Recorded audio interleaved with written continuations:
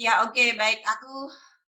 Aku hari ini agak deg-degan ya, karena ini adalah kali pertama saya ingin menceritakan tentang pengalaman saya mengimplementasikan 4B, sesuatu yang sudah saya dengar lama banget ya. Nah, sekarang saya mendingan share screen saja supaya ada contekan yang harus saya sampaikan.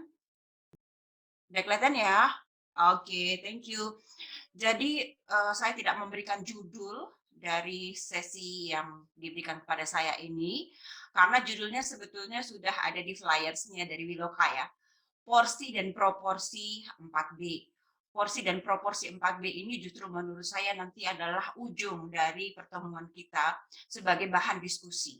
Karena saya lebih ingin menceritakan pengalaman saya dengan 4B barang yang sudah kita kita sering menyebutnya ya saat ini, terutama ketika sudah diformulasikan dalam satu konsep bersama dengan eee, kesehatan psikososial yang ditulis oleh Bu Menuk dan Kak Edo. Jadi berbahagia sekali kita pada sore hari ini ditemani oleh 2 penulisnya, dan konseptor dari ilmu ini. Ya, Kakak-kakak, teman-teman sekalian, saya bukan tentunya saya bukan akademisi ya, yang pasti ketika saya menyampaikan, mohon maaf kalau secara sistematis, atau sistematikanya tidak sesistematis kalau orang-orang yang sudah terbiasa ya, secara akademik. Dan yang kedua, saya juga tidak mendengarkan konsep 4B ketika masih di kampus. Jadi waktu di kampus dulu saya sempat mikir-mikir ya, apakah dulu Ibu di kelas klinis, saya ikut kelasnya Ibu tuh banyak waktu itu, bahkan sampai seminar klinis yang kita kuliah di tempat Ibu ya, di Sukun, itu saya ingat-ingat kayaknya saya belum juga mendengarkan. Itu saya mulai terjaga mendengar kata 4B, belajar, bekerja, bermain, dan bercinta, ketika bersama-sama dengan Ibu, Bu Menu, mengawal satu acara yang diselenggarakan oleh sebuah NGO yang namanya Konrad Adenauer Stiftung, melakukan pelatihan-pelatihan untuk perempuan anggota parlemen dan calon anggota parlemen di berbagai kota provinsi di Indonesia. Pada waktu itu saya ingat betul, saya kaget ya, "Hah, bercinta Bu," aku gitu ya, untuk B yang keempat. Ternyata pada waktu saya pertama kali mendengar itu tahun 2011 ya, pertama perjalanan tersebut kita setiap tahun ada 3 sampai 4 kali ke beberapa kota begitu. Ternyata kekagetan saya itu juga saya terima saat ini ketika saya berbagi tentang 4B kepada banyak orang. Banyak orang tuh dalam arti, forum ya, di forum ketika saya diminta menjadi narasumber untuk apa, kelas sebetulnya lebih ke kelas meningkatkan kesehatan psikososial, merawat kesehatan psikososial yang dikenal oleh masyarakat sebagai kesehatan mental. Agak susah juga sih kita menggunakan istilah, kesehatan psikososial kalau orang lebih suka mendengarnya sebagai kesehatan mental. Jadi, terbuka peluang untuk menjelaskan hal itu. Nah, saya juga ternyata jadi menerima kekagetan orang. Rupanya orang Indonesia bercinta itu dikira terjemahan dari making love. Ya, ini di sini orang dewasa semua kan ya, kakak-kakak ya.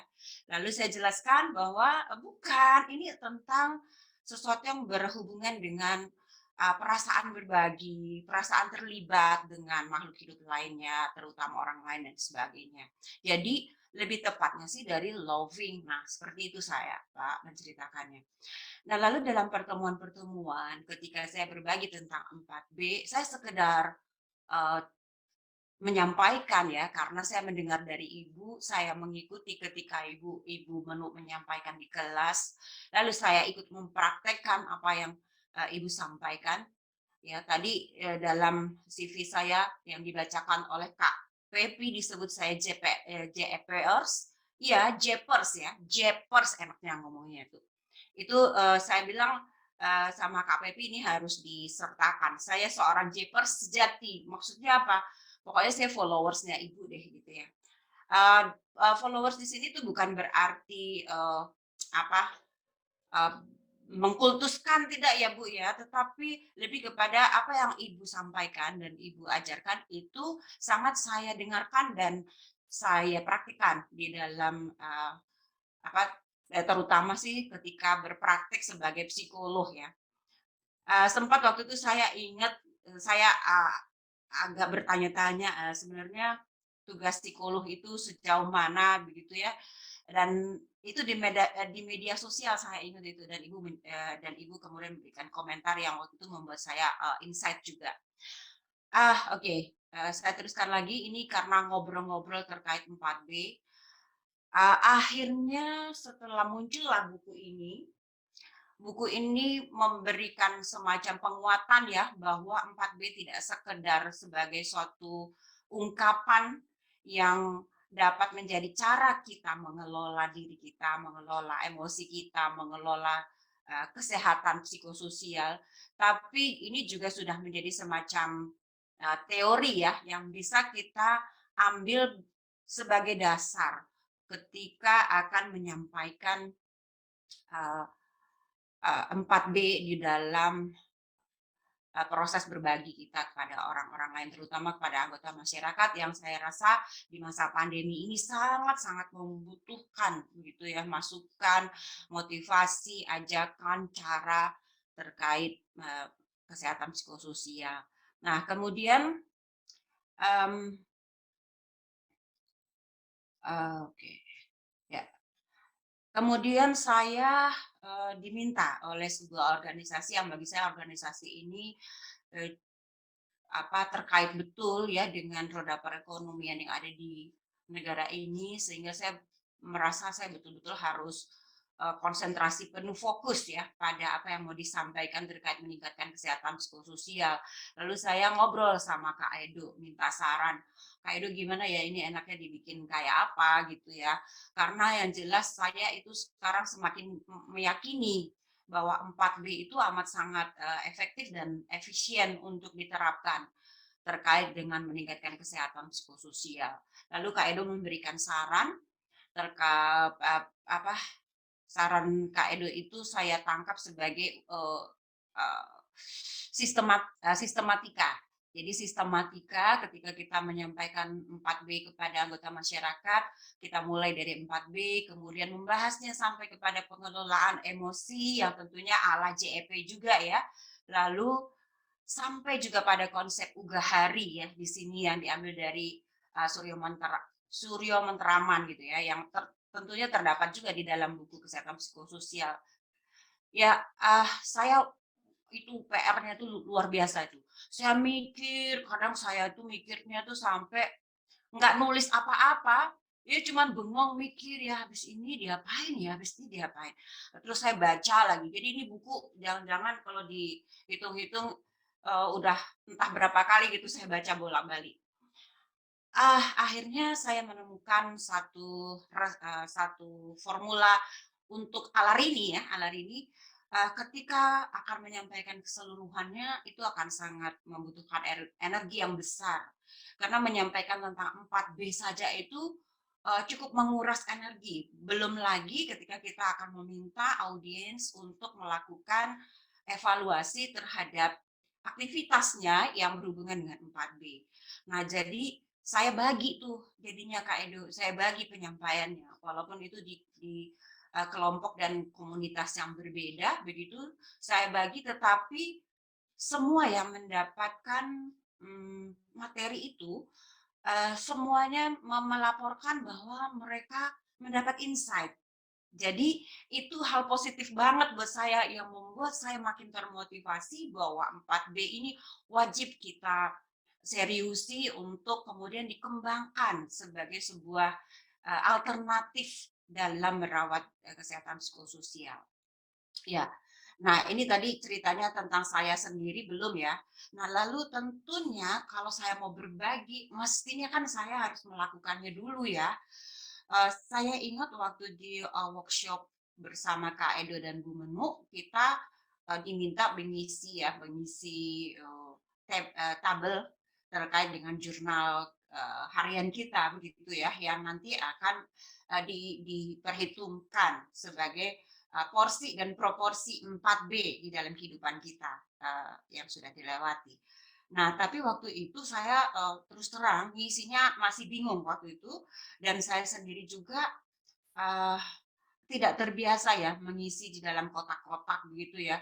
Nah, jadi akhirnya saya memilih cara sendiri, yaitu saya kan nulis agenda pribadi gitu ya. Saya tulis aja ini hari ini ngapain ngapain ngapain, lalu saya coding, ya saya coding dengan cara saya sendiri. Oh ini masuknya B1, B1 itu belajar. Oh ini masuknya B2, B2 itu bukan B2 yang makanan, bukan. Sorry, bekerja. Kemudian B3 tuh bermain, saya kasih kodenya begitu. Lalu bercinta B4. Nah, ternyata cara seperti ini cukup, work untuk saya gitu ya, it works untuk saya. Tapi, mudah-mudahan nanti juga teman-teman yang lain kalau mau, mmm, mencobanya silahkan gitu. Dan saya mendapatkan, porsi dan proporsi saya sendiri. Pertama, ya ini saya nggak tuliskan di dalam PPT. Yang pertama, eee, ternyata di dalam keempat-empat ini ya, di dalam aktivitas keempat-empat ini, saya harus selalu menyertakan B yang keempat. Itu kesimpulan buat Rini. Jadi ternyata B yang keempat ini memegang peranan dari B yang lain gitu buat saya. Saya harus bisa berbagi ketika saya belajar. Karena kalau saya belajar hanya untuk saya sendiri, malah justru belajarnya masuk kuping kiri, keluar kuping kanan gitu, atau masuk dan langsung keluar. Dan kemudian ketika saya bekerja pun udah pasti otomatis saya harus, di dalam tim ya. Karena kalau kita, bekerja di dalam, tim itu berbagai hal yang terkait dengan, pikiran, emosi gitu dan perilaku kita itu amat sangat, eee, full di situ ya, tertuang di situ gitu.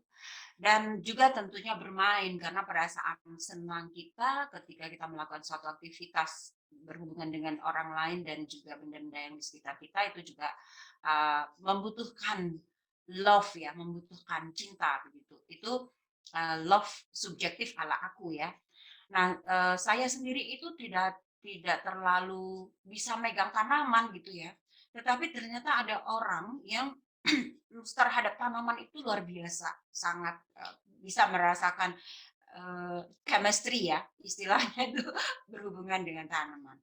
Nah, oke, nah kemudian saya lanjutkan ya, kemudian ketika saya sudah mendapatkan formulasi saya sendiri, maka, formula itu, saya coba terapkan dalam setiap aktivitas ya, terutama di masa pandemi ini yang sebagian besar aktivitas itu daring, jadi itu menjadi mudah untuk saya, jadi, eee, mentoles gitu ya, "Oh, iya iya iya, saya sekarang interview interview nih saya memerlukan kedekatan, saya memerlukan, eee, ada ada kontak yang lebih dekat begitu ya dengan yang saya interview sehingga, saya bisa mendapatkan informasi yang lebih, jelas, tepat dan, eee, apa adanya gitu dari yang bersangkutan. Dan itu tentunya juga, keempat-empat dari B ini ada semua di aktivitas itu, padahal aktivitasnya aktivitas bekerja.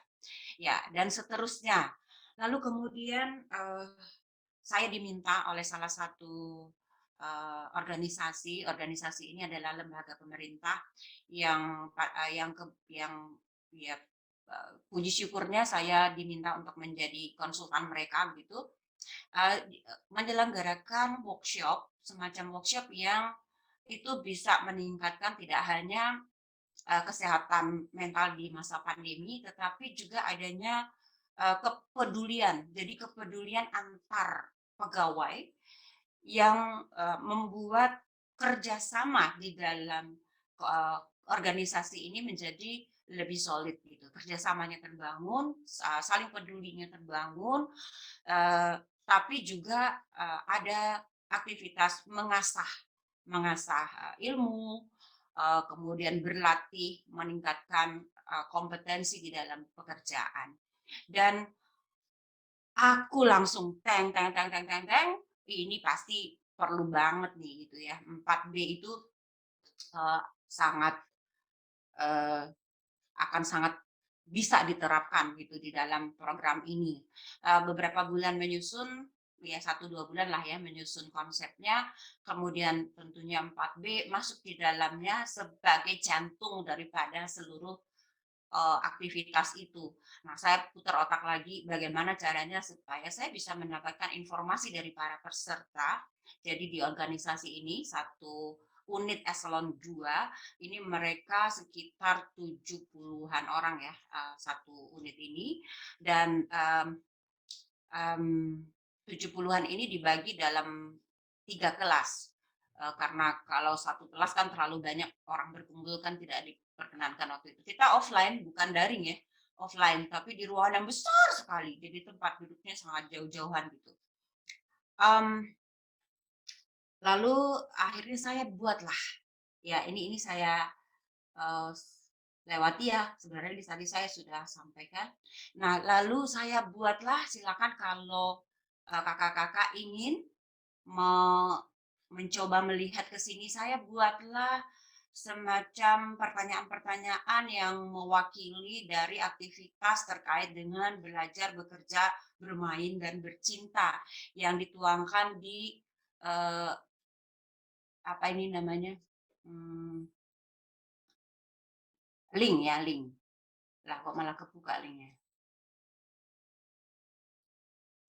Oh. Saya bantu tik di ruang chat aja, Mbak. Oh, nggih nggih nggih, matur nuwun, ya. Tadinya saya mau copy dan paste ke situ, ternyata saya agak-agak lelet tuh mengerjakannya itu. Jadi, di sini nanti teman-teman, kakak-kakak di sini bisa bisa ikut ngeklik dan melihat, seperti apa yang saya tulis di sana untuk mengumpulkan jurnal terkait aktivitas sehari-hari calon peserta ya. Jadi ini dilakukan kira-kira, 7 sampai 8 hari. Iya. Oh Kenapa? iya. 7 sampai 8 hari sebelum workshop dilakukan, dengan harapan pada saat workshop sudah ada jurnal tertulis ya dalam karena disampaikan dengan Gform, maka data yang diperoleh itu masuk dalam Excel ya, jadi dibentuk sheet gitu. Dan itu uh, ini menyenangkan sekali ya sebetulnya, cuman saya mohon maaf saya belum minta izin kepada mereka untuk minta izin untuk mengambil data itu sebagai data yang bisa dikembangkan di kemudian hari begitu, tapi pasti akan saya lakukan dan akan saya serahkan ke kelas ini ya yang sudah dimulai di hari ini untuk dilakukan pengembangan atau penelitian berikutnya dan selanjutnya. Jadi ada 306 data saya, jadi jurnalnya tuh ada 306, jadi ini sudah bisa mungkin nanti bisa menjadi salah satu data alat ya yang bisa diolah begitu. Nah, karena tadi saya katakan saya nggak bisa saya nggak bisa menyajikan semua, belum bisa karena saya rasa saya perlu minta izin ya kalau saya mau menyajikan data ini. Nah, saya cuplik satu, ini saya sudah hubungin orangnya, saya tahu, jadi saya cuplik satu. Dia menuliskan seperti ini. Jadi yang angka itu adalah jumlah jam. Dia menuliskan seperti ini. Pada belajar dia menuliskan mempelajari cara menanam dan merawat anggrek anggrek dan mengikuti kajian subuh. Nah, itu kurang lebih 2 jam dilakukan dalam hari itu. Kemudian di bekerja dia belanja, memasak, menanam tanaman krisan dan aglonema. Itu dia lakukan sebanyak 3,5 jam pada hari itu. Dan kemudian bermain, dia merawat tanaman dan ikan, bercengkrama dan nonton bersama keluarga. Kebetulan di kelas saya tanya, bercengkrama dan nonton bersama keluarga itu sebelum pandemi dilakukan atau tidak? Ternyata dilakukan sedikit sekali porsinya, tidak sebanyak sekarang. Dan dia bisa memaknai bahwa ada blessing-nya ya, di masa pandemi dia bisa lebih memperbanyak waktu bermain ini, menelpon orang tua, bersantai, menikmati liburan. Dan kemudian bercinta, dia menuliskan mengikuti kajian subuh. Ini yang dimaksud itu adalah dia makin punya kerinduan untuk mengenal sosok ya keimanannya begitu dengan lebih dekat lagi, jadi dia mengikuti kajian subuh ini sepenuh hati. Karena, pada waktu menjelaskan saya katakan bahwa, hubungan dengan Tuhan di sini bukan sekedar hubungan untuk menggugurkan kewajiban semata ya. Jadi, akan sangat berbeda maknanya begitu. Dan ternyata bisa dijelaskan ini mengikuti betul-betul karena ingin lebih dekat begitu, ada kerinduan untuk, menyampaikan, isi hatinya. Lalu melakukan ibadah berjamaah. Nah, berjamaah ini kan anu ya, bersama-sama ya dalam keluarga. Ternyata sebelum pandemi itu tidak dilakukan.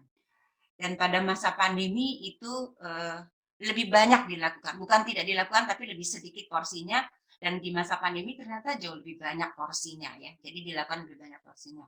Dan melakukan video call dengan orang tua yang sebelumnya tidak pernah dilakukan.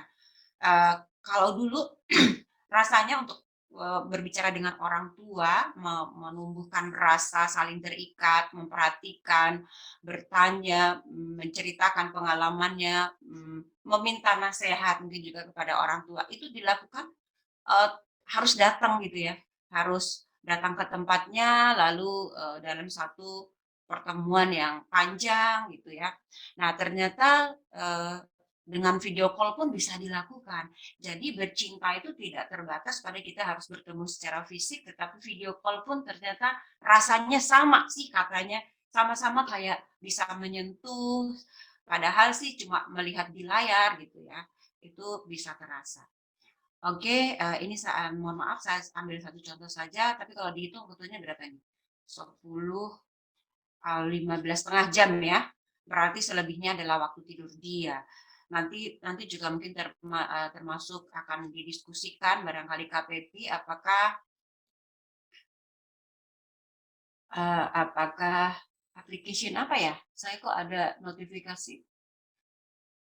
yang terlihat masih PPT saya kah? Iya, PPT yang tadi Kak Rini, yang belajar bekerja bermain bercinta contoh kolom masih itu. Oh, yang ini kan yang ada, iya ada 4 kolom itu ya? Oke. Nah, oke, akhirnya saya menyimpulkan dari data dan juga di kelas ketika berbagi begitu, saya menemukan bahwa, kita kita melakukan aktivitas-aktivitas ini, belajar, bekerja, bermain, dan bercinta, itu ada dorongannya gitu ya, tentunya ya, itu secara internal maupun eksternal. Dan itu juga ada outputnya. Outputnya baik itu untuk diri sendiri maupun itu untuk orang lain. Jadi ini mendukung perasaan saya tadi ketika saya, melakukannya kepada diri sendiri bahwa, eee, aspek bercinta ini berperan di dalam, semua B yang ada begitu. Luar biasa ya Bu Menu ya. Ternyata dengan formulasi yang begitu familiar dengan kehidupan kita sehari-hari, kita itu bisa mengkaji sedalam mungkin tentang kehidupan kita secara pribadi maupun juga hubungan kita dengan orang lain, baik itu di lingkungan kecil maupun di lingkungan kerja dan sebagainya. Oke, terus kalau kalau akhir-akhir ini ada orang bilang kan ilmu Tintin ya, ilmu ilmu Tintin itu katanya, ini, kita itu untuk bisa mendapatkan, imunitas yang tinggi maka kita perlu, meningkatkan dopamin, endorfins, serotonin, dan oksitosin. Yakni dengan, kalau dopamin makan enak, tidur cukup, olahraga, meditasi. Kalau endorfin itu tertawa, mendengarkan musik, makan coklat, nonton film. Kalau oksitosin itu berpelukan, berbagi cerita, main dengan hewan peliharaan, melakukan kebaikan. Dan yang satunya lagi, serotonin itu berjemur di bawah matahari, melihat pemandangan alam, jalan-jalan, berdoa, dan beribadah. Nah, ini semua kan ada di 4B gitu ya. Jadi amat sangat, inline ya dengan kebutuhan orang meningkatkan imunitas di masa pandemi ini, menerapkan 4B secara proporsional, dan porsi dan proporsional ini sendiri itu tergantung pada masing-masing individu. Jadi kalau kalau pengalaman saya ya subjektif gitu sifatnya yang saya katakan tadi bahwa B keempat itu ternyata ada di seluruh B yang lain gitu. Oke, dan ini cuma saya salin dari buku, saya menggunakan ini adalah salah satu slide yang saya pakai ketika saya berbagi dan mesti ada ini loh, ada yang merah-merah ini bisa saya tuliskan di situ ya, untuk menunjukkan bahwa keempat-empatnya penting bagi kehidupan kita karena keempat-empatnya ini adalah aspek-aspek yang saling balance, yang saling berimbang kalau dilakukan semuanya di mana belajar itu dan belajar dan bekerja itu kita melepaskan energi kita, kita kehabisan memeras semua pikiran dan tenaga, tetapi ketika kita melakukan aktivitas bermain dan bercinta itu kita recharge ya, kita mendapatkan asupan energi baru untuk dipakai belajar dan bekerja, begitu seterusnya. Jadi ini saya cuplik saja dari buku dan akhirnya memang konteksnya untuk kesehatan mental atau kesehatan psikososial ini menjadi sangat relevan ya, sangat amat relevan dan kalau orang bisa melakukannya dengan, eee, baik dalam arti porsi dan proporsinya itu sesuai, maka, ya tadi ya semua, yang meningkatkan, imunitas bahkan itu bisa terpenuhi, dan di masa pandemi ini kita, bisa mengelola diri kita sesuai dengan situasi ya, begitu. Ini cuma, apa namanya, definisi, terkait dengan kesehatan psikososial yang intinya memerlukan kesadaran diri ya, untuk bisa melakukan 4B ini harus melakukan membutuhkan syarat, salah satu syarat adalah kesadaran diri. Ada yang bertanya kepada saya pada waktu saya sharing, kesadaran diri itu yang dimaksud apa sih? Emangnya kita pingsan gitu ya? Saya, sampaikan seperti ini, kesadaran diri itu adalah ketika kita mampu berpikir dengan jernih, kita mampu merasakan dan melihat apa yang kita hadapi saat ini, kondisinya yang saat ini, dan ketika kita mampu mengelola emosi yang ada di dalam diri kita menghadapi berbagai hal, baik itu yang bisa kita prediksi maupun tidak kita prediksi.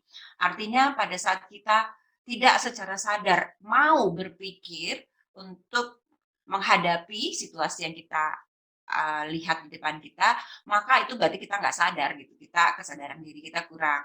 Nah, maka untuk itu diperlukan kesadaran diri yang optimal sehingga berbagai stresor yang datang, terutama di masa seperti ini tuh kita bisa dan mampu kelola. Dan itu juga disarankan oleh Kak Edo waktu itu, sehabis membicarakan 4B, coba ke pengelolaan emosi begitu. Nah, jadi untuk Ini maaf, waktunya hampir habis ya? Jam Bro, aduh dikit lagi ya? Oke, iya. Ya, dikit lagi ya. Nah, saya sebenarnya tadi mau muterin sesuatu tetapi ya udah oke. Oke ya, jadi, saya juga mengambil, 6 apa, primary emotion dari Paul Ekman ini saya sampaikan supaya, orang memahami tentang apa itu emosi karena selama ini, emosi dipahami secara berbeda atau kurang tepat ya oleh masyarakat umum. Ya, begitu. Jadi saya juga menghadirkan here and now, dan seterusnya ini mungkin nah, ugahari yang saya angkat akhirnya terangkat juga nih Kak Edo ya. Saya, pertama introspeksi dulu, ke dalam diri sendiri, apakah 6 sa itu ya, kalau di dalam buku kan 6 sa ya, saya bilang kalau 6 se itu apakah, saya sudah praktekkan atau kalau saya belum praktekkan, bagaimana saya harus mempraktekannya, dan akhirnya saya menemukan, kata-kata ini ya, mmm, kata-kata ini iya, kata-kata ini kalau kita, mampu, apa ya, merasa cukup ya, merasa cukup itu berarti kita mela mem me mengambil sesuatu ya sebutuhnya saja dalam hal prioritas ya, jadi menyusun prioritas kebutuhan. Seperlunya itu ya kita harus bisa mengukur jumlahnya begitu, itu, eee, penjelasan ya kepada orang-orang. Oh sorry, di sini karena berbasis, apa, keimanan saya ingat doa ya bahwa kita harus apa, meminta makanan dan minuman secukupnya gitu ya. Dan, ini 6 sa ya. Jadi ini 6 sa yang saya bikin jadi rumusan Nanse. Tapi ini dari buku semua. Oke, dan ternyata it works. Ya, berjalan dan hasilnya memberi audiens melaporkan juga sesuatu yang positif dan itu sangat menyenangkan buat saya dan saya makin 4Bers dan saya makin JEPers ya. Oke, saya cukupkan di sini dulu karena kalau saya lanjutkan ini ada film soalnya. Kak Pepi saya stop dulu ya. Oke, karena Terima waktunya kasih. Nanti kalau ada waktu kita bisa mungkin melihat film sebagai mungkin bahan diskusi lebih lanjut. Tetapi sebelum ke sana, silahkan teman-teman, terutama yang baru pertama kali mendengar konsep 4B mungkin atau sudah pernah mendengar kemudian dari apa yang dibagikan oleh Kak Rini tadi justru muncul pertanyaan-pertanyaan karena bisa jadi apa ya kok berbeda dengan yang saya pahami. Saya pikir sangat bisa kemudian kita lanjutkan pada sesi kedua ini yaitu kita akan berdialog. Apakah ada teman-teman yang mau open mic untuk berdiskusi, untuk bertanya gitu? Atau semua lebih memilih menyimak saja? Kalau saya sambil menunggu teman-teman ya, tadi ketika Kak Rini menampilkan yang apa matriks itu, aktivitas belajar apa, bekerja apa, bermain apa, bercinta apa gitu. Saya juga teringat pada setidaknya yang langsung saya ingat itu dua klien saya, klien individual memang. Persoalnya itu ke stres tadi. Tadi kan kemudian ada slide yang agak lari gitu ya tentang stres gitu dikaitkan dengan 4B. Pada pertemuan keberapa saya lupa, tetapi kemudian saya coba ajak nih, yuk coba lihat dirimu berdasar 4B. Dan respon dari dua nih, memang subjeknya personal sekali ya dua, itu mereka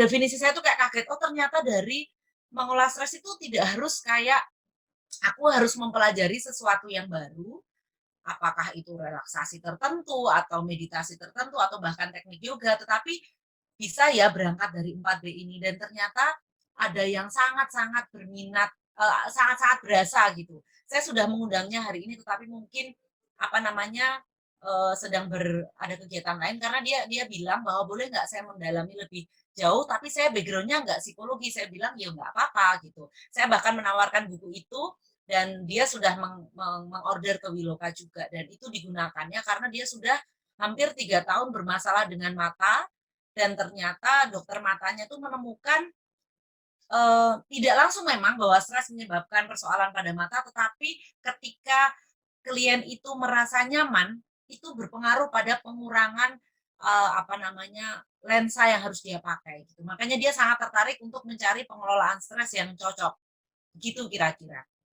Silakan teman-teman mungkin ada yang mau berbagi, mungkin ada yang juga sudah mulai menerapkan 4B, atau ingin menanyakan apa sih 4B terutama memang si bercinta itu ya itu selalu membuat ketika terlontar kata bercinta itu langsung hah bercinta gitu kok ya, kesannya vulgar sekali ya. gitu. Ada nggak yang mau berbagi di sini?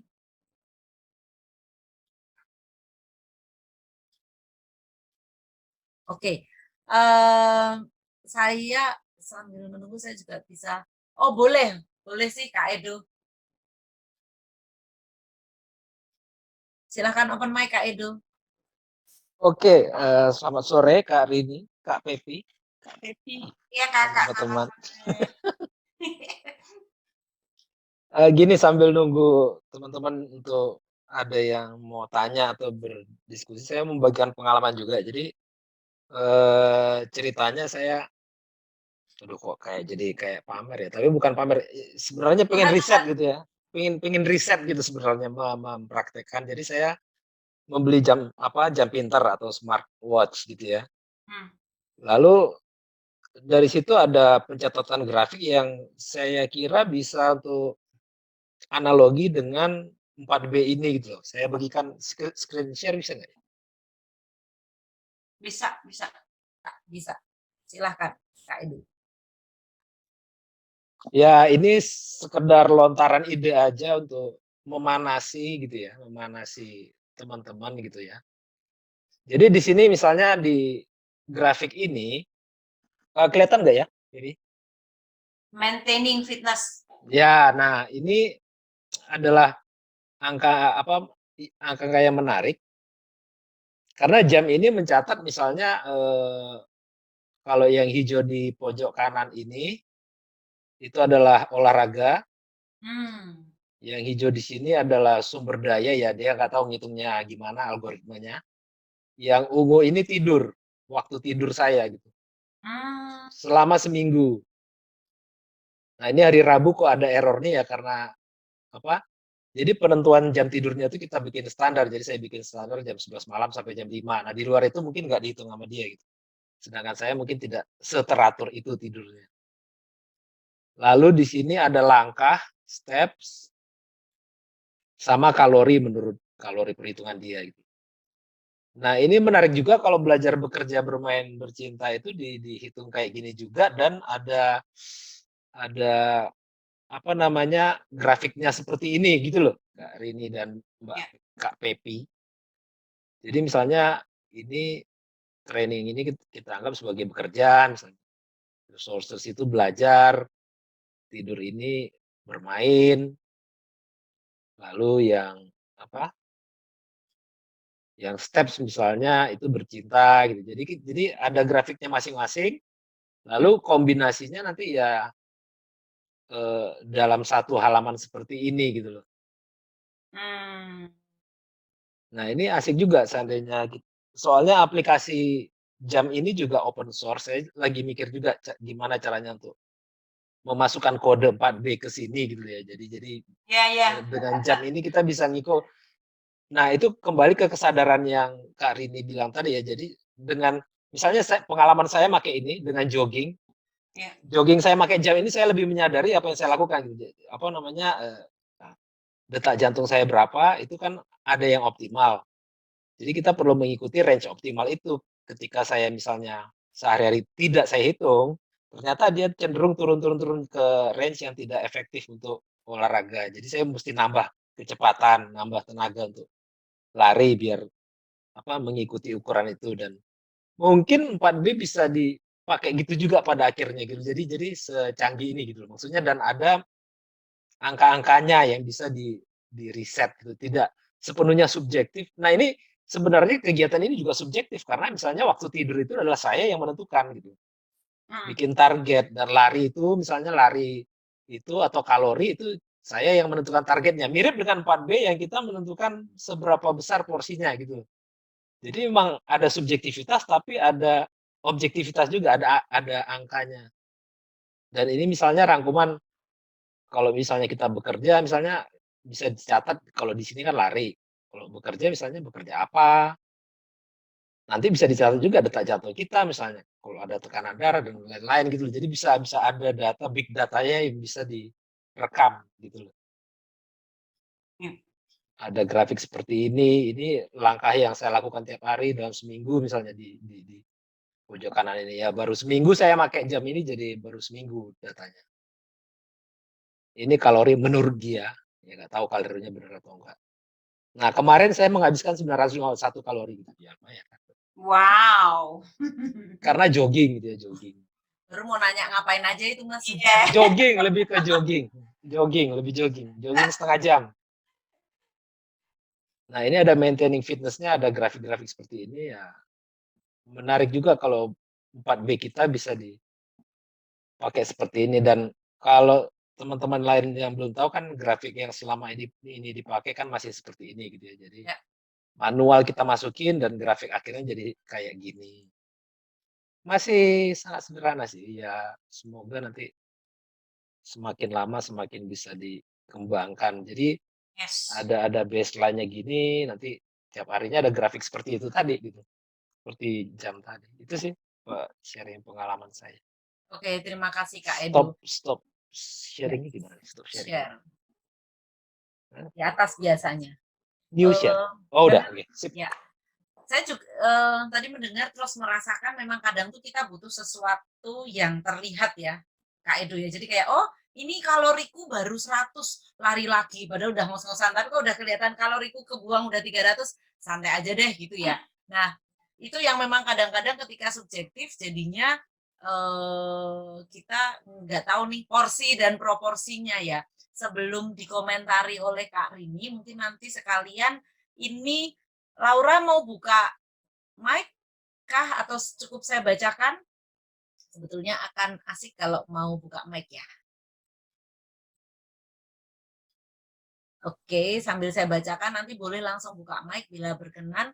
Saya ingin mengkonfirmasi berbagi dan dalam bercinta ini dalam hal apapun. Maksudnya apakah maksudnya bercinta itu tadi yang Kak Rini di highlight terakhir terutama ya, ternyata sepertinya apa ya, motivasi kalau saya nggak salah nangkap kan bercinta ini kayak menjadi apinya gitu. Mau dikomentari, dijawab kah Kak Rini? Ya, komentari dan jawabannya subjektif pengalaman sendiri ya. Jadi ya memang benar itu adalah bahan bakarnya jadinya. Bercinta ini adalah bahan bakarnya saya untuk melakukan B yang lain gitu bagi saya pribadi. Tapi kita bisa juga sih ada aktivitas yang memang kita dengan sengaja ya, dengan sengaja kita merencanakan untuk pertemuan misalnya ya, pertemuan di dalam keluarga yang di masa-masa sekarang itu agak sulit dilakukan, itu pertemuan secara daring tapi diisi dengan misalnya ada yang memulai untuk berbagi atau menyampaikan perasaan. Kenapa saya sampaikan ini? Karena tidak semua keluarga atau tidak semua kelompok kecil orang itu mampu melakukan hal itu. Menyampaikan perasaannya, ya beberapa waktu ini, lalu apa yang dipikirkan, apa yang dirasakan, lalu apa yang diinginkan, begitu itu, eee, sangat perlu ya di masa-masa seperti ini terutama untuk kita buka buka kesempatan bertemu dan menyampaikan hal-hal semacam itu. Eee, ending sih kalau yang saya lakukan ya, endingnya sih akhirnya, ya kita bisa, "Oh, jadi ternyata tuh kamu kalau ngomong seperti ini tuh artinya itu." Jadi kita bisa saling mengenal lebih dalam orang-orang yang ada di dekat kita. Itu kan juga bagian dari unsur berbagi menurut saya ya, sharing each other. Lalu kita juga bisa lebih dikenal, ada kesempatan kita juga membuka diri gitu untuk menyampaikan apa yang selama ini belum diketahui orang bahkan yang terdekat sekalipun. Jadi, dari sisi praktisnya sih seperti itu yang saya alami. Baik, Kak Edo mau berkomentar tentang bercinta ini? Ya, sebenarnya di buku udah dijelasin sih. Jadi kalau di buku tuh ada 4 sebenarnya jenis bercintanya Iya, yang pertama tuh yang umum yang kita ketahui yang, bercinta antar kekasih, lalu ada yang persaudaraan, persaudaraan itu ya keakraban gitu ya kurang lebih seperti yang dikatakan Kak Rini tadi. Lalu kedekatan yang penuh rasa segan dan hormat, iya, ini biasanya misalnya saya dengan Bu Meno gitu ya, itu mesti ini gitu ya. Jadi, eee, ada segan dan rasa hormat dan kagum juga dan kalau kita berkontribusi pada atau membagikan sesuatu misalnya kemarin apa 2 hari yang lalu saya memasak sesuatu dan dimakan Bu Menu dengan senang mmm, dan masakan saya itu ya saya tahu bergizi, jadi berkontribusi untuk kesehatan Bu Menu dan itu ya bercinta bagi saya. Jadi ada kesenangan dari berbagi tapi kesenangan gitu ya. Jadi saya masak dan dimakan dan senang dan tanpa saya minta gitu, maksudnya memang senang dari sananya gitu dan itu adalah bercinta yang itu tadi, segan dan hormat itu berkontribusi, berbagi membaginya dalam hal itu. Lalu merawat. Nah, merawat ini ya kalau misalnya ya hewan, tanaman tadi ya, tanaman. Kalau saya sih lebih ke misalnya si Moni itu saya merawat anjing gitu ya dan ya itu ketara sekali sebelum Moni datang dan setelah Moni datang tuh ada apa namanya, bercintanya tuh, eee apa ya, jadi lebih, apa ya, saya well-being-nya lebih bagus gitu dengan adanya Moni gitu ya, dengan kegiatan bercinta dengan Moni. merawat dia gitu ya, memberi makan, terus kalau matanya kotor dilap. Jadi bukan sesuatu yang memberatkan, tapi ya merawat. Jadi itu berbagi atau ya melayani kalau itu. Jadi bukan berbagi, tapi lebih ke melayani, tapi yang nggak memberatkan, tapi malah menyenangkan gitu. Ya. Gitu sih. Oke. Ini sepertinya kalau boleh saya minta Kak Pink kan supaya lebih, kan beda ya kalau cerita tentang ini nih yang di Kak Pink kan tangkap tentang tadi berbagi dan bercinta. Kak Pink kan bisa buka mic nggak? Nggak buka video nggak apa-apa deh, paling nggak buka mic. Bisa. Halo. Halo, halo. Kak Pink kan? Yes. Kak Pepi, sudah terdengarkah? Silahkan. Iya. Oh, tadi mau mengomentari saja yang Mas Edo itu. Membayangkannya seru ya, Mas. Maksudnya, ya kalau saya sendiri 2 tahun terakhir memang menggunakan, khususnya untuk health ya, jadi menggunakan smartwatch itu sebagai kayak feedback ya. Dan itu bermanfaat sekali untuk proses mentalnya itu loh. Jadi memang manusia kan selalu butuh feedback ya. Kayak, oke, targetku sekian, nah jam tidurnya sekian, nah gitu. Terus memang ide tadi menarik sih, Mas Edo. Kalau 4B itu bisa diturunkan menjadi indikator yang bisa terrecord gitu ya. Maka saya kira feedback itu loh yang akan mendampingi proses, orang berproses sampai akhirnya kayak nemu pasnya buat saya gitu. Proporsi kan, kalau kita bicara proporsi kan pasnya masing-masing ya. Oh, di level kalau saya B yang misalnya belajar sekian jam, bercinta sekian jam, bermain, bekerja sekian jam, ini saya tuh enak nih gitu, kayak mentally itu fit gitu. Nah, menemukan itu kan saya kira sebuah perjalanan ya Mas Edo. Jadi dan nggak bisa pakai ukuran orang lain menurut saya. Mungkin kalau kita riset ada range gitu, maybe gitu.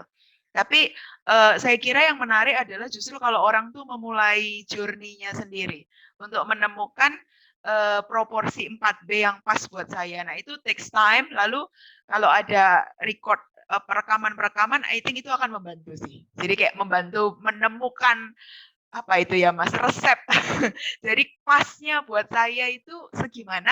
Nah, setelah dia dapat, saya kira akan nanti berkembang seiring waktu ya. Nanti kalau situasi kehidupan berubah atau apa, dia nanti bisa. Jadi membayangkan usulan Mas Edo tadi ya menarik ya sih. Saya, Ada orang Ukrida Bu yang bisa diajak untuk mengembangkan aplikasi. Zanena ya ada kan, punya teknik ya, punya sistem informasi. Itu sesuatu yang bisa diusahakan gitu. Menarik, menarik. Pingkan di Ukrida kan sedang di apa? Ukrida sehat itu kan pakai smartwatch juga toh. Betul. Tapi kalau lebih pada jalan atau langkah atau apa itu, dan itu pakai grup dan pakai konsultan lagi. Nah, kalau psikologi bisa ngembangkan itu pakai apa ya untuk 4B, why not?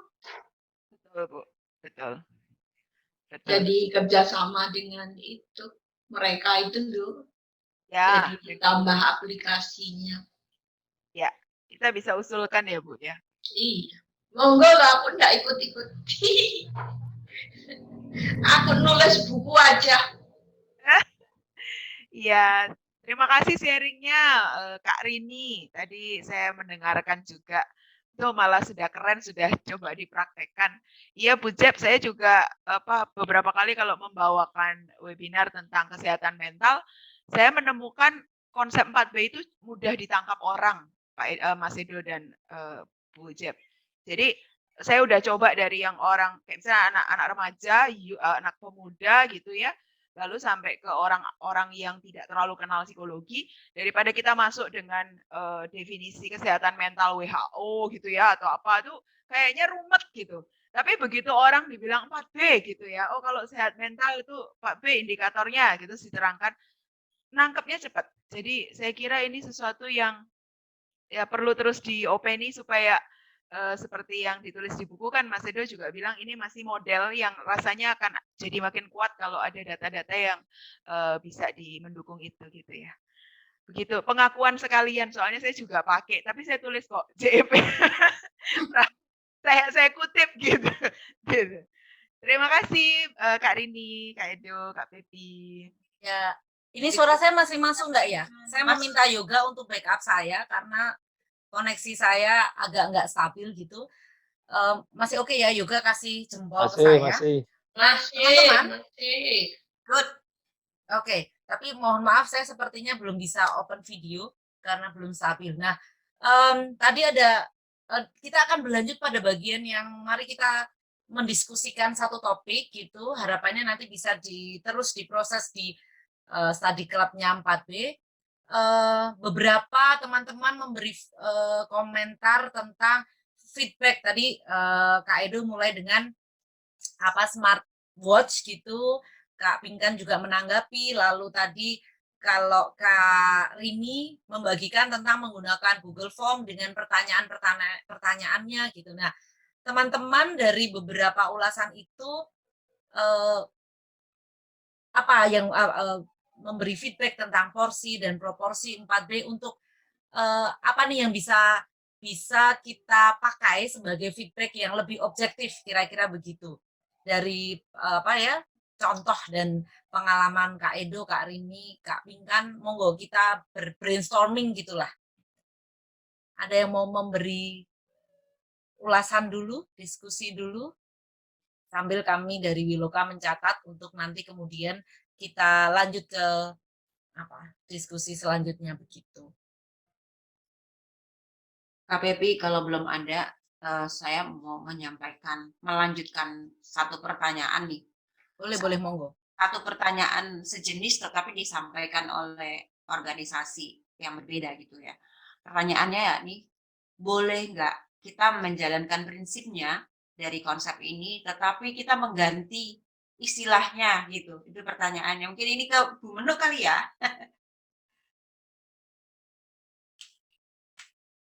Maksudnya apa?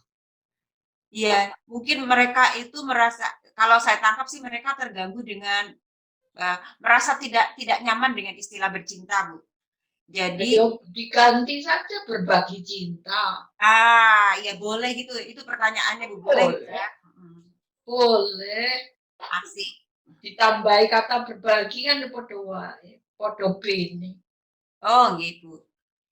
Ya, siap. Kurang provoking, Bu. Benar. Cinta itu sangat provoking. Ya silakan monggo Desi. Recording in progress. Tadi Ibu menulis linknya nggak bisa diakses ya, Bu? Tadi saya barusan coba bisa tuh. Atau private katanya. Oh ya, KPB udah nyoba. Linknya bisa diklik nggak? Saya lihat nggak ada yang keliru di situ, udah saya buka barusan. Bukanya mesti pakai Google Chrome sepertinya. Oh, ya. Jadi mungkin ininya Ibu apa itu istilahnya? Platformnya ya, membukanya pakai platform khusus. Google Chrome, ya betul. Ya kurang perlu. Nggak harus melihat. Iya Ibu. Namun nanti datanya siapa yang mau ini melanjutkan pengelolaan akan bagusnya ini. Jadi ada kata kerja itu yang mewakili masing-masing B itu. Apakah nanti proporsi dan proporsi ini kemudian dibedakan oleh kata kerja yang mewakili setiap aktivitas 4B ini. Mungkin ya Pak KPP ya. Iya, Mbak Pepi sepertinya bermasalah koneksinya Bu Rini. Oh, oke. Iya, mungkin saya ambil alih sebentar sebagai moderatornya seperti itu teman-teman. Oke, Kak Yoga. Iya. Berkaitan dengan tadi yang sudah diajukan oleh Mbak Pepi tentang sesi kita berdiskusi tentang pertanyaan tadi gitu ya. Karena pertanyaannya cukup menarik gitu. Mungkin kalau boleh saya antarkan sedikit gitu agar kita masuk ke diskusi. Sebenarnya tadi ketika brainstorming gitu ya dengan Mbak Pepi, kira-kira teman-teman di Zoom bisa kita lemparkan pertanyaan apa gitu ya menarik gitu ya. Nah kemudian muncul gitu pertanyaan ini gitu ya. kalau kita berbicara soal 4P gitu kan, tentunya juga dalam membaca buku kan proporsi yang ideal gitu bagi setiap 4P kan didasari pada orang itu sendiri gitu kan, dan kemudian apa yang dia rasakan dengan kesehatan kebugaran psikososialnya gitu, sehingga secara perlahan tentu dia bisa menemukan proporsinya gitu. Nah kemudian dalam topik ini kita mencoba gitu, semisalkan gitu dia sudah menemukan proporsinya gitu. Nah apakah nanti proporsinya itu dia akan bergerak gitu ya seiring dengan umurnya gitu. Mungkin kalau kita boleh membayangkan gitu ya cukup ekstrim gitu kan, tentunya proporsi 4B gitu ya di kehidupan seorang anak muda gitu, tentu dengan dibandingkan dengan para lansia gitu, tentu kan sudah berbeda gitu. Apakah ada komentar gitu dari Bu Rini maupun Pak Edo dulu?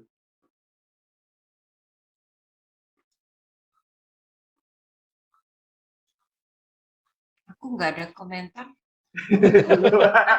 Kalau Pak Edo gimana nih Pak Edo? Mungkin untuk membuka diskusi kita Pak. Iya, makanya itu butuh banyak data itu tadi. Jadi kita belum bisa bikin standarisasi kalau belum banyak data sih. Jadi kan kita perlu ada semacam, kalau yoga belajar statistik kan kita perlu semacam membedakan antara grup umur, ada perbedaan yang signifikan atau enggak gitu loh. Ya itu sih, jadi belum bisa ditentukan sekarang. Jadi masih lebih ke subjektivitas masing-masing sih. Dan itu kan artinya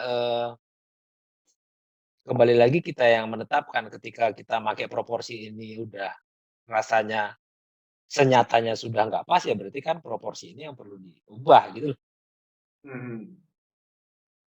Jadi ini mirip dengan tadi yang smartwatch tadi, ketika secara objektif, nah ini kan misalnya detak jantung yang range yang sehat untuk lari, ini kan udah ada standarnya dari sistem kesehatan. Dari mana standar itu ada? Ya kan dari jutaan orang yang punya data itu ditabulasi gitu.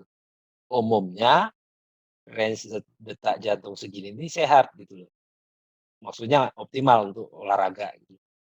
Begitu juga ini. Jadi kalau standar 4B ini ya kalau saat ini masih belum bisa kita bilang nanti bergeser atau enggak ketika masa tua atau gimana ya.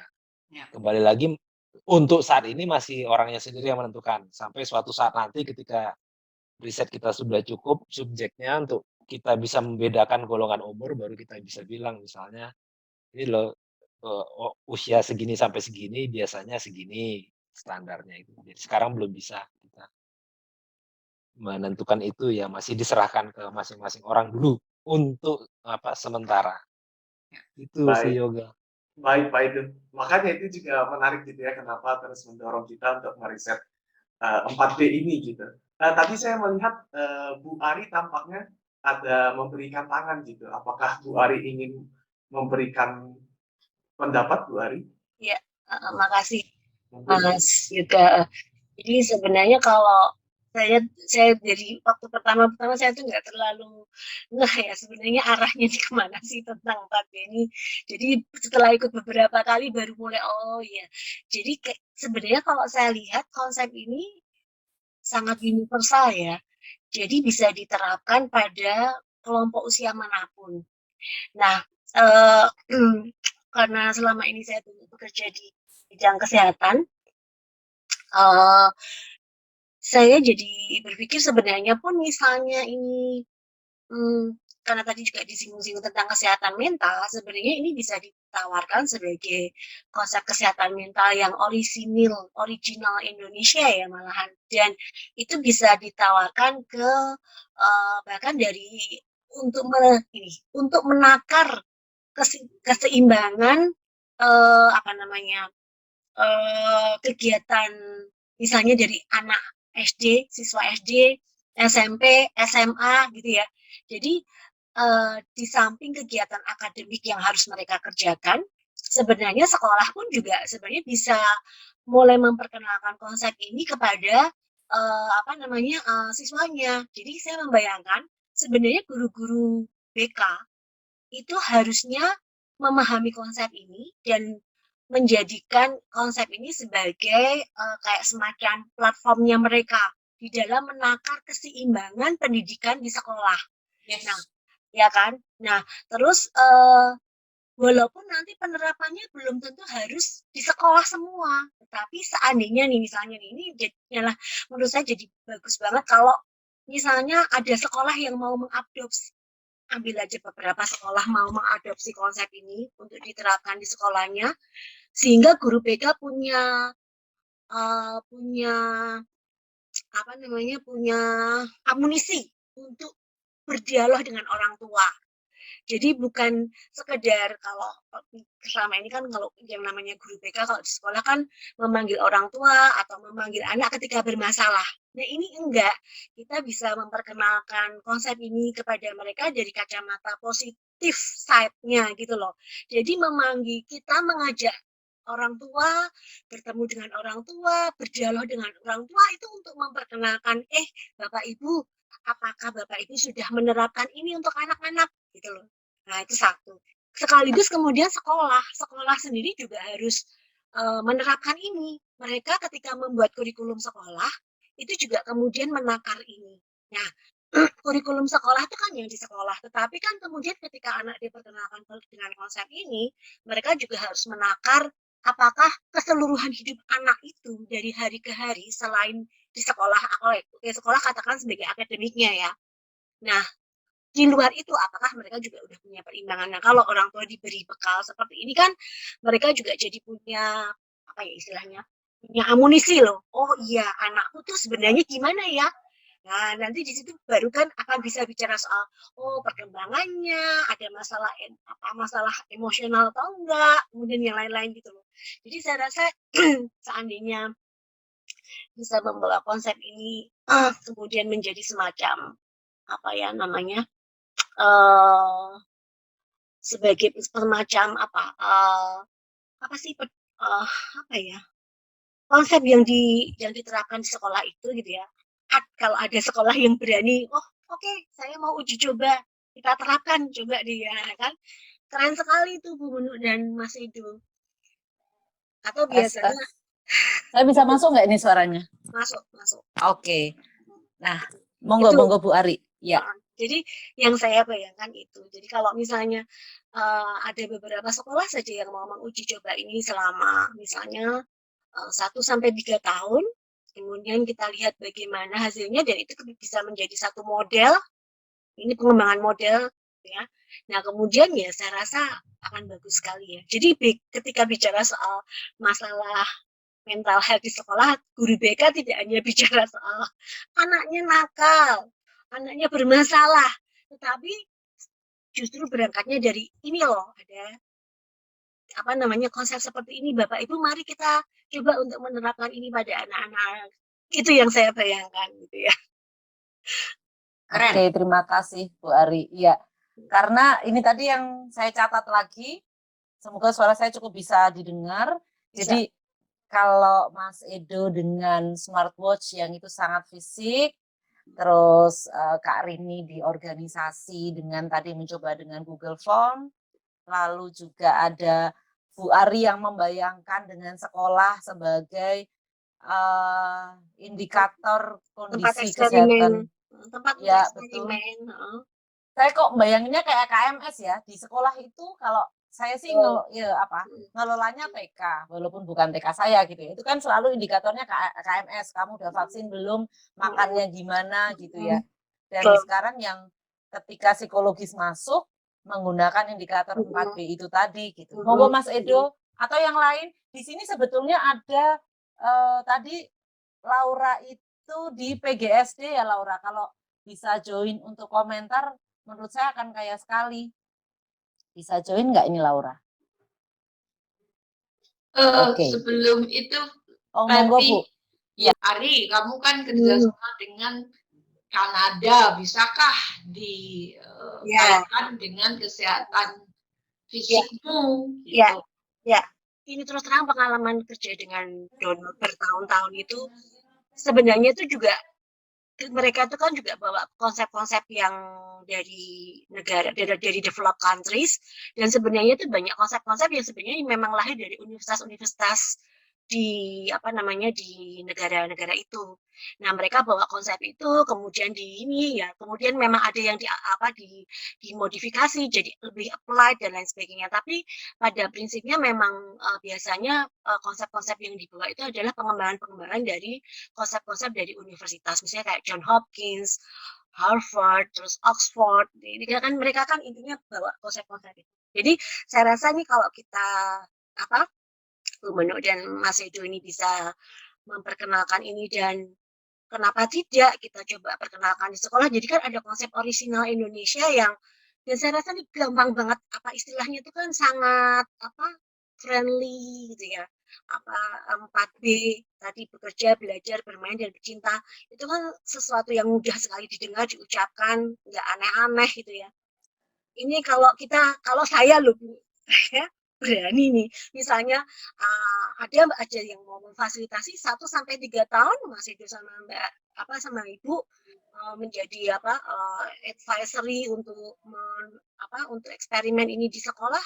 Saya rasa kita bisa membuat parameter yang bagus ya. Jadi kayak standarisasi lah. Ya. Oke. Terima kasih Bu Ari.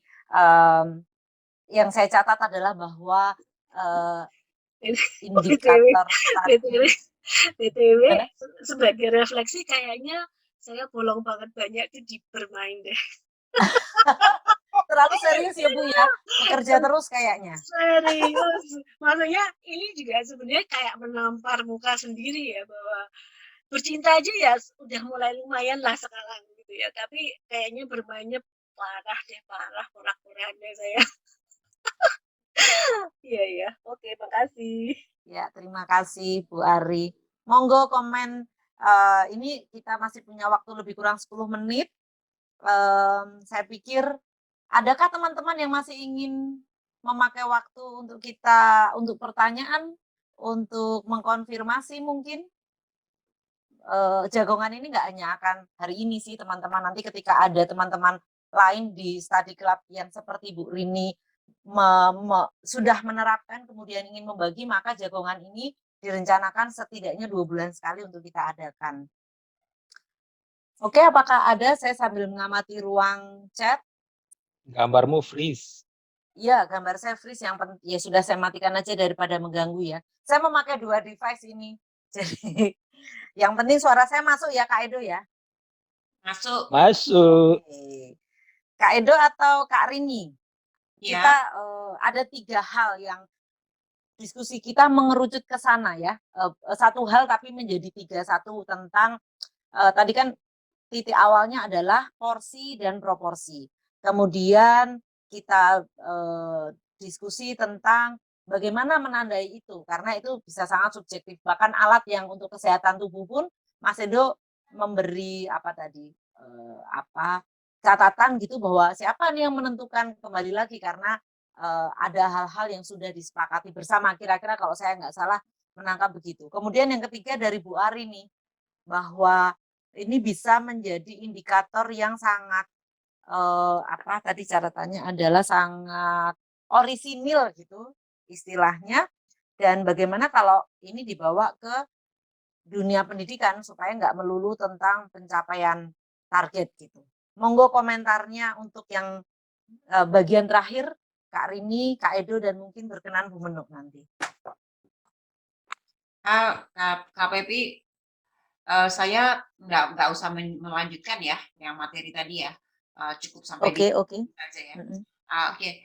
Saya ingin menanggapi sedikit soal usul dari Kak Ari tadi ya, ke dunia pendidikan. Jadi tanggal 8 Juni tadi saya lagi nyari agenda ya, bener 8 Juni saya berbagi di guru-guru BK sekolah ya, satu yayasan itu namanya BPK Penabur. Dan itu saya bergandengan dengan Mbak Tias ya, berdua kami di situ. Dan saya membawa konsep ini walaupun tidak menjadi yang center, karena yang mereka butuhkan itu lebih kepada teknik stabilisasi emosi, untuk guru-guru BK ketika akan membantu siswa dan juga orang tua dan juga teman-temannya. Nah, tapi konsep ini juga sudah meluncur ya, artinya sudah tertangkap adanya 4B dan setidaknya makna dari setiap B itu sudah diterima dan dengan mudah ditangkapi gitu.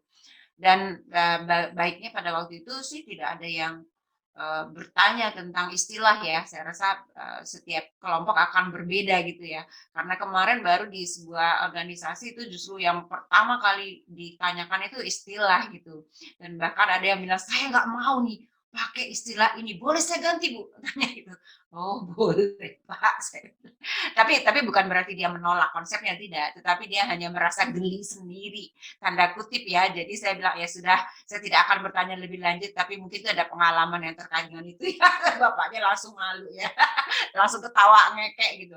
Ya oke, saya itu aja menambahi. Jadi saya masih terus belajar, saya akan terus mempraktekkan. Dan kalau saya berbagi itu saya berusaha untuk mendapatkan data yang nanti bisa diolah bersama-sama dalam proses pengembangan konsep 4B ini. Kak Pepi. Oke, siap. Terima kasih. Sudah kami catat. Mas Edo? Ya, kalau saya bergandengan dengan Kak Rini tadi ya berusaha mengembangkan yang itu tadi aplikasi. Jadi di mana memudahkan pencatatan itu supaya terkuantifikasi. Ya memang apa namanya kesehatan psikososial kita tuh subjektif gitu ya, tapi ada baiknya juga ada sebuah pengukuran tertentu meskipun kita nggak terlalu bergantung pada itu, tapi tadi mendengar yang berbagi tadi juga ada bermanfaat untuk sebagai feedback buat kita gitu kan. Belajar kita udah sampai mana, bekerja kita, dan keseimbangan proporsinya. Dan ya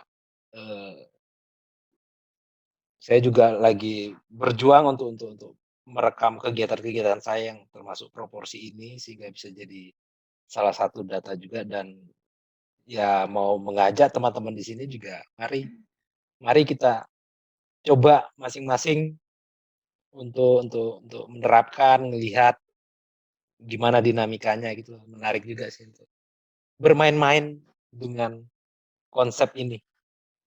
Asik. Oke, jadi bermainnya salah satunya dengan konsep ini gitu Iya ya. bermain. Bu Menu, apakah ada komentar terakhir sebelum kita tutup untuk sesi ini, Bu Menu?